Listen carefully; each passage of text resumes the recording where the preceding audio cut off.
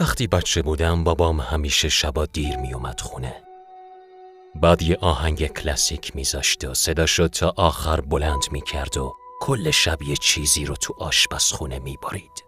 همچین روزایی وقتی صبح بعدش از خواب بیدار میشدم یه تیکه گوشت کبابی میذاشت رو میز و میگفت باورم نمیشه این همه گوشت داشته باشه. میتونیم کل هفته گوشت بخوریم. و به نظر خیلی خوشحال میومد. یه روز اومد خونه، دیدم یه خنجر تو رونش فرو رفته. با نگرانی میخواستم به پلیس زنگ بزنم ولی دازد نه، زنگ نزن پلیس وگرنه شکارم فرار میکنه. بعد خودش دست به کار شد و زخمشو باند پیچی کرد. بعد از اون بابام رفت تو کما و 2 روز بعدش بیدار شد. وقتی ازش پرسیدم چه بلایی سرت اومده گفت موقع شکار یه گرگ گازم گرفت. اون موقع درست منظورشو نفهمیدم. زمان گذشت و تقریباً 12 سالم شده بود. یه روز صبح زود از خواب بیدار شدم و دیدم داره تو آشپزخونه آواز میخونه. بوی گوشت کبابی همه جا رو پر کرده بود. رفتم نزدیکتر و دیدم داره آشپزی میکنه. کمی بعد از پله ها رفت پایین تو زیر زمین. منم دنبالش رفتم تا یهو سورپرایزش کنم. راستش تا حالا پامو اونجا نذاشته بودم چون بابام همیشه درشو قفل میکرد. دنبالش کردم و دیدم داره از یه فریزر بزرگ گوشت برمیداره. هرچند دیدم گوشت داخل فریزر گوشت آدمه. از ترس داد زدم اینجا چه غلطی میکنی؟ بابام برگشت و بهم گفت اوه پسرم، این با کیفیت ترین گوشت روی زمینه. ماهی، حیوونا، مزه هیچ کدومشون اصلا به گرد پای اینم نمیرسه. جیغ زنان از پله ها دویدم بالا. از پشت سرم داد زد خودت هم ازش خوردی؟ میدونی چقدر خوشمزه است؟ باورم نمیشد. حالم داشت به هم میخورد و بالا آوردم. اصلا نمیدونستم باید چی کار کنم. من فقط یه پسر بچه بودم. و بالاخره 18 سالم شد.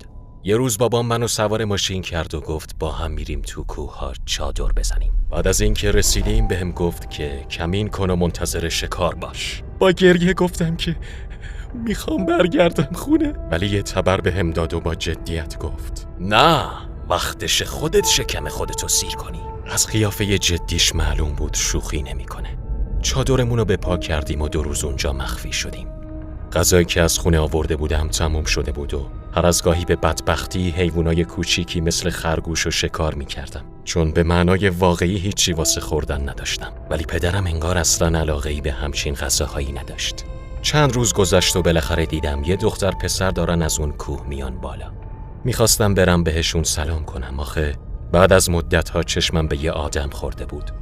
ولی بابام 2 تا چاقوی تیز پرت کرد سمتشون و مستقیم خورد تو گردناشون. هر دوشون در عرض چند ثانیه در جا کشته شدن. من از وحشت جیغ کشیدم و بابامم از ذوق و خوشحالی. صداهامون مثل یه هارمونی ترسناک تو کل کوه اکو شد. بعد از اون با راهکار خاص خودش لکه های خون اطرافمون رو پاک کرد. بعد جسدها رو انداخت تو ماشین و برگشتیم خونه. بابام یه کتاب بهم داد که به نظر مال 100 سال پیش می اومد و خیلی قدیمی بود.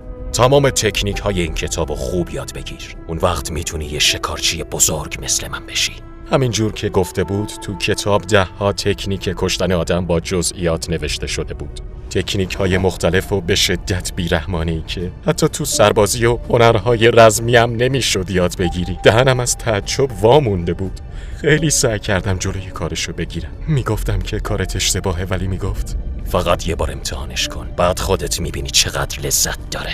حتی یک کلمه هم نتونستم بگم. بارها و بارها با خودم فکر کردم که باید به پلیس زنگ بزنم یا نه، ولی نمیتونستم تنها کسی که دارم و بفرستم زندان. و طبق معمول به شکارهاش ادامه داد.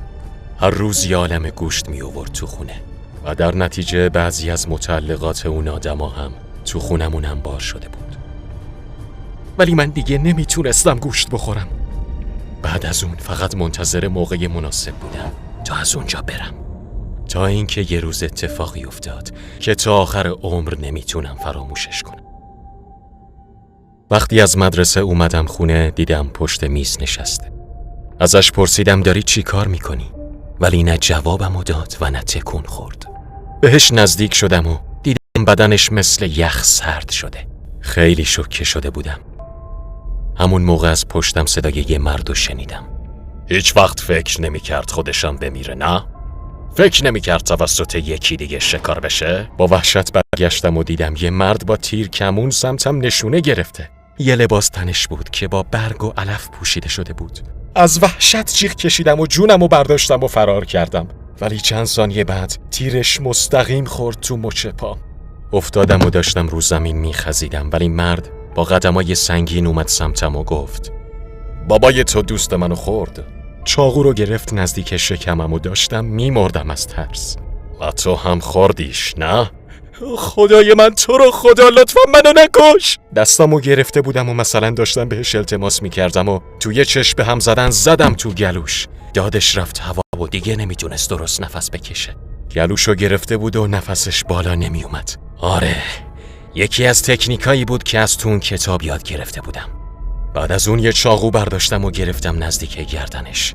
زنگ زدم پلیس و کمی بعد رسیدن و مردو دستگیر کردن. چند روز گذشت. مراسم پدرم برگزار شد و تمام فامیلامون جمع شدن. اما یکی از عموهام تو گوشم یه چیز شوکه کننده ای گفت. از بابات یاد گرفتی چجور شکار کنی؟ اگه مشکلی تو شکار داشتی، بیرو درواسی از عموت بپرس. جدی میگم، من بهترین شکارچی روی زمینم. از تعجب بهش خیره شدم. با لبخند سرشو تکون داد و ادامه داد. آره، خوش‌طعم ترین گوشت روی زمینه. مثل دیوونه ها نعره زنان از قبرستان فرار کردم. از اون روز به بعد کل ارتباطم و با اقوامم قطع کردم و رفتم یه جایی که هیچ کس منو نشناسه. ولی حتی تو خونه جدیدم هم هر شب کابوس میدیدم. تو خواب اونایی که بابام کشته بودشون دنبالم میکردن. با بدنهای قطع قطع شدهشون میدویدن دنبالم و فریاد میزدن تو منو خوردی! بعد غرق عرق از خواب بیدار میشدم. الان 7 سال از اون موقع میگذره. هنوزم باورم نمیشه این اتفاقا برا من افتاده. از بس شوک روانی بزرگی داشتم که دوست دارم به خودم تلقین کنم که اینا واقعیت نداشته. الان خاطراتم تقریبا محو شده و حتی خاطرات خوبی که با پدرم داشتمم از یادم رفته. الان دیگه حتی مطمئن نیستم که وقتی بچه بودم واقعا با بابام زندگی میکردم یا نه. هرچند هنوز یه چیزایی هست که خیلی واضح به یاد دارم. اونم صورت خیلی خوشحال بابام موقع شکاره.